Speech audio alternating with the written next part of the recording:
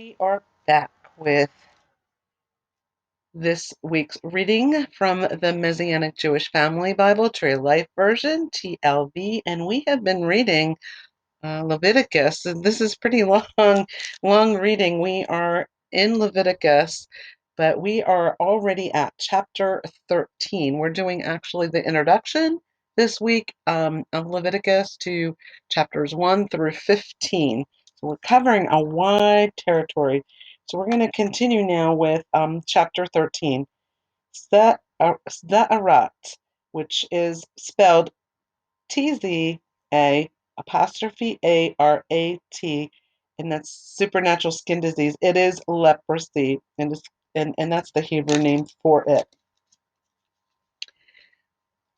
Then Adonai spoke to Moses and to Aaron, saying, when a man has a swelling on the skin of his body, or a scab or a bright spot, and it becomes the plague mark of Ze'arot in his flesh, then he should be brought to Aaron the Kohen, or to one of his sons, the Kohanim. The Kohen is to examine the plague of Ze'arot on his skin, and if the hair on the plague has turned white, and the appearance of the plague is deeper than the body's skin, it is the plague of Ze'arot, of leprosy. Thus the Kohen should examine him and pronounce him unclean. If the bright spot is white in the skin of his body, but its appearance is not deeper than the skin, and its hair has not turned white, then the Kohen is to isolate the infected person, kind of like our modern day quarantining, for 7 days. The Kohen should examine him on the seventh day, and behold, if he sees the plague has not spread in the skin, then the Kohen is to isolate him for 7 more days, just to be on the safe side. The Kohen is to examine him again on the seventh day, and behold, if the plague has faded and not spread in the skin, then the Kohen should pronounce him clean. It is a scalp. I'm sorry. It is a scab. He is to wash his clothes and be clean. But if the scab spreads on the skin after he has shown himself to the Kohen for his cleansing, he is to show himself to the Kohen once again. The Kohen is to examine him, and if the scab has spread on the skin, then the Kohen should pronounce him unclean. It is Ze'arot, leprosy.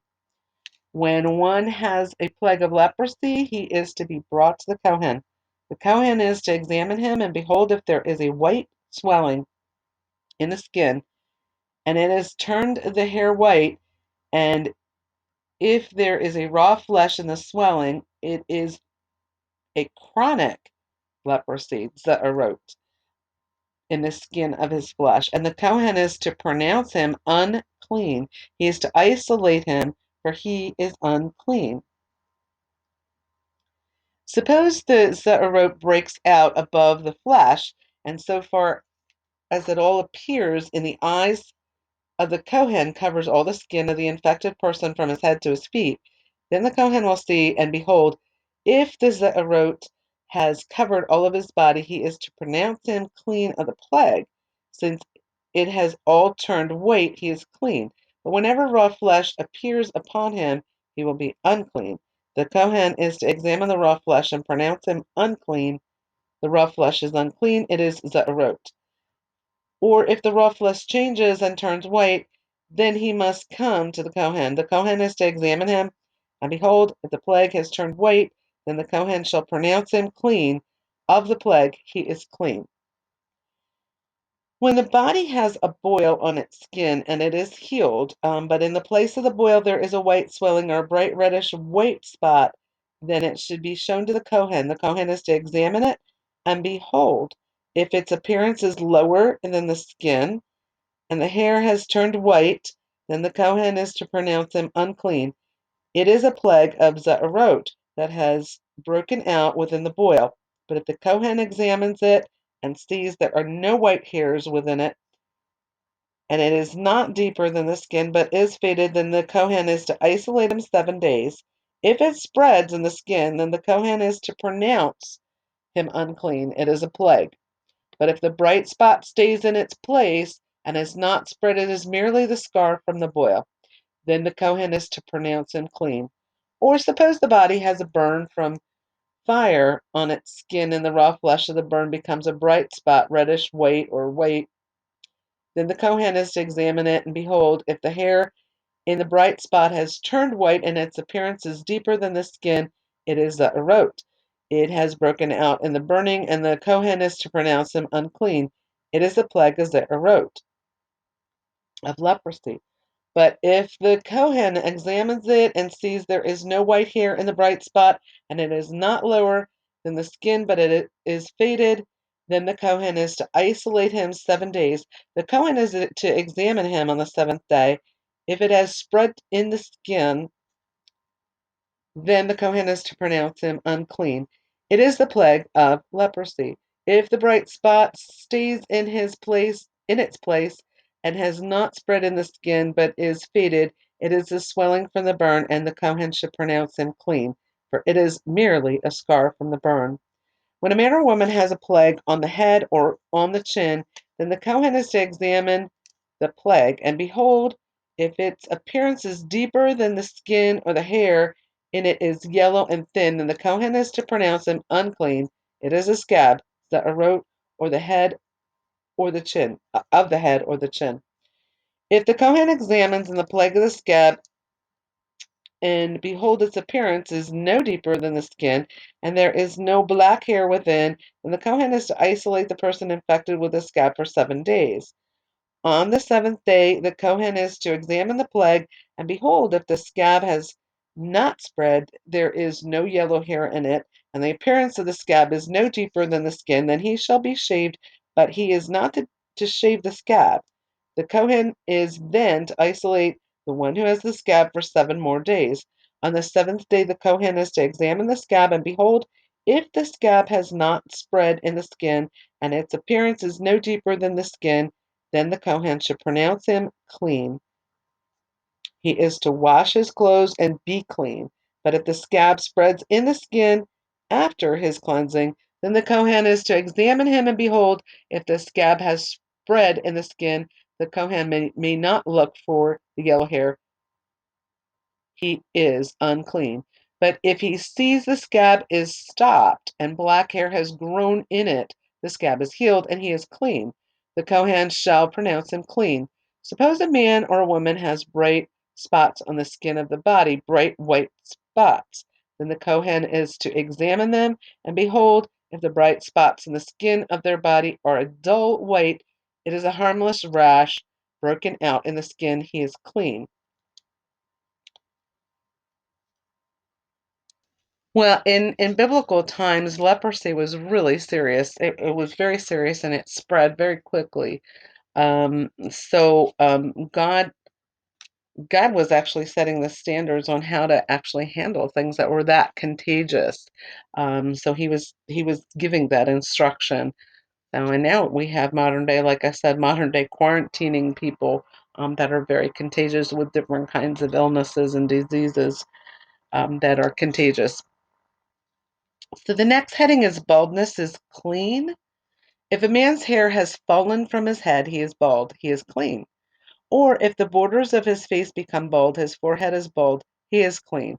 But if on the bald head or bald forehead there is a reddish white plague, it is Za'arot, leprosy, breaking out on his bald head or bald forehead. Then the Kohen is to examine him, and behold, if the rising of the plague is reddish white on his bald head or bald forehead, like the appearance of leprosy, Za'arot, in the skin of the flesh, he is a man with Za'arot. He is unclean. The Kohen shall definitely pronounce him unclean. His plague mark is on his head. The next section is called unclean, unclean. The one with the road who has the plague mark should wear torn clothes. The hair of his head is to hang loose. He is to cover his upper lip and cry, unclean, unclean. All the days during which the plague is on him, he will be unclean. He is unclean. He is to dwell alone. Outside of the camp will be his dwelling. Also, when a garment has a mark of Za'arot on it, whether it is a woolen or a linen garment, whether it is woven or textured linen or wool, leather, or anything made from leather, or if the mark is greenish or reddish within the garment or in the leather, or in the weaving or the texture, or in anything made from leather, it is the plague of Ze'erot, and should be known to the Kohen. The Kohen is to examine the plague and isolate it for 7 days. Then he is to re-examine the plague on the seventh day. If the plague has spread in the garment, either in the weaving, the texture, or the leather, whether the use for the leather may be, whatever the use for the leather may be, the plague is a destructive mildew. It is unclean. He is to burn the garment or the weaving or the texture, wool or linen, or anything of leather in which the plague resides, for it is a destructive mildew. It is to be burned in the fire. If the Kohen examines it, and behold, the plague has not spread in the garment, either in the weaving, the texture, or in anything made of leather, the Kohen should command that they wash the thing which has the mark, and he is to isolate it 7 more days. Then the Kohen is to re-examine it after the mark has been washed, and behold, if the mark has not changed its color and has not spread, it is unclean. You are to burn it in the fire, whether the rot is inside or outside. If the Kohen looks and sees the mark has faded after it has been washed, then he is to tear it out of the garment or the leather or weaving or texture. But if it appears again in the garment, either in the weaving, the texture, or in anything made of leather, it is spreading. You are to burn with fire whatever has the mark, the garment or weaving or texture or whatever leather item it is that you have washed. If the mark has departed from it, it is to be washed a second time and will become clean. This is the Torah for a mark of Ze'erot in a garment of wool or linen, either in the weaving, the texture, or in anything of leather, is to pronounce it clean or to pronounce it unclean. So that is chapter 13, and we're now going to move into chapter 14, which starts in another Torah portion called Parashat Metzora, and that is spelled Metzora. This is chapter 14, purification of one with Ze'erot, with leprosy. There's 2 sections. This is the first section, and then the second section of chapter 14 is purification of a house. But we're going to start with purification of one with Ze'erot. Then Adonai spoke to Moses, saying, This is the Torah of the one with Ze'erot. In the day of his cleansing, he should be brought to the Kohen, and the Kohen is to go to the outside of the camp. The Kohen is to examine him, and behold, if the mark of Ze'erot is healed in the one with Ze'erot, then the Kohen is to command that 2 clean living birds, cedar wood, scarlet, and hyssop, be brought for the one being cleansed. The Kohen should command them to kill one of the birds in a clay pot over living water. As for the living bird, he is to take it, the cedar wood, the scarlet, and the hyssop, and dip them with the living bird into the blood of the bird that was killed over the living water. He is to sprinkle on the one being cleansed from Ze'erot 7 times and pronounce him clean. Then release the living bird over the open field. The one to be cleansed must wash his clothes, shave off all his hair, and bathe himself in water, and then he should be clean. After that he may come into the camp, but is to dwell outside his tent for 7 days. Then on the seventh day he is to shave all his hair from his head, his beard, his eyebrows, and he must shave off all his hair. He is to wash his clothes and bathe his body in water. Then he will be clean. On the 8th day he is to take 2 male lambs without blemish, a 1-year-old ewe lamb without blemish, 3/10 of a pint of fine flour as a grain offering mingled with oil, and a pint of oil. The Kohen who tongue-tied there. The Kohen who cleanses him is to set the man who is to be cleansed along with those items before Adonai at the entrance of the tent of meeting. The Kohen should then take one of the male lambs and offer it for a trespass offering with the pint of oil, and wave them as a wave offering before Adonai.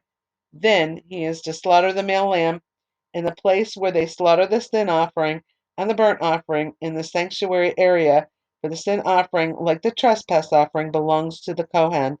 It is most holy. Then the Kohen is to take some of the blood of the trespass offering and dab it on the tip of the right ear of the one being cleansed, on the thumb of his right hand, and on the big toe of his right foot.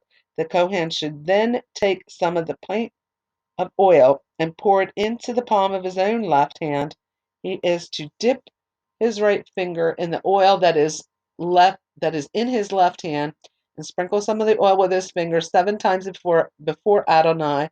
Then the Kohen should dab some of the rest of the oil that is in his hand on the tip of the right ear of the one being cleansed, on the thumb of his right hand, and on the big toe of his right foot, on top of the blood of the trespass offering. From what remains of the oil that is in the hand, the Kohen is to dab on the head of the one being cleansed. In this way, the Kohen will make an atonement for him before Adonai. And I am going to pause it right here, and we're going to come back with part 9 of this teaching. It's a pretty long teaching, but we are covering a lot of territory, so we will be back with part 9.